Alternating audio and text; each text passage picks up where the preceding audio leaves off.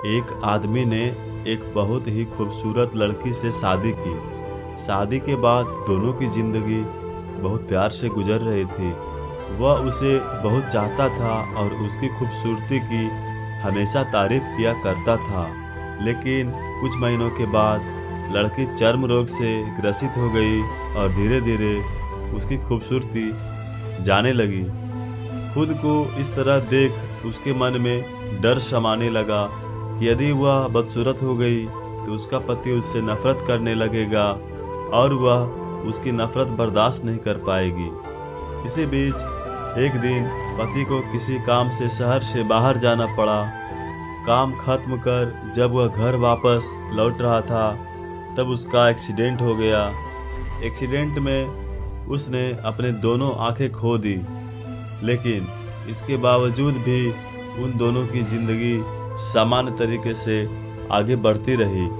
समय गुजरता रहा और अपने चर्म रोग के कारण लड़की ने अपनी खूबसूरती पूरी तरह गंवा दी।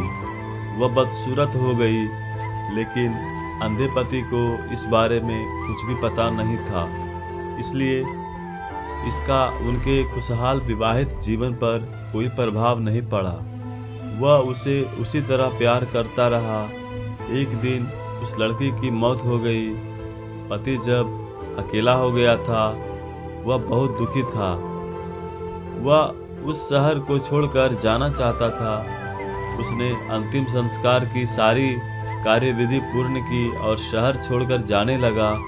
तभी एक आदमी ने पीछे से उसे पुकारा और पास आकर कहा, अब तुम बिना सहारे के अकेले कैसे चल पाओगे? इतने साल तो तुम्हारी पत्नी तुम्हारी मदद किया करती थी।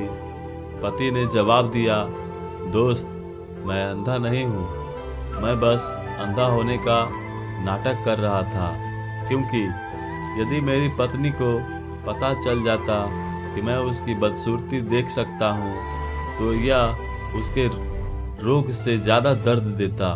इसलिए मैंने इतने साल अंधे होने का दिखावा किया। वह बहुत अच्छी पत्नी थी, मैं बस उसे खुश रखना चाहता था। सीख: खुश रहने के लिए हमें भी एक दूसरे की कमियों के प्रति अपनी आंखें बंद कर लेनी चाहिए और उन कमियों को नज़रअंदाज कर देना चाहिए।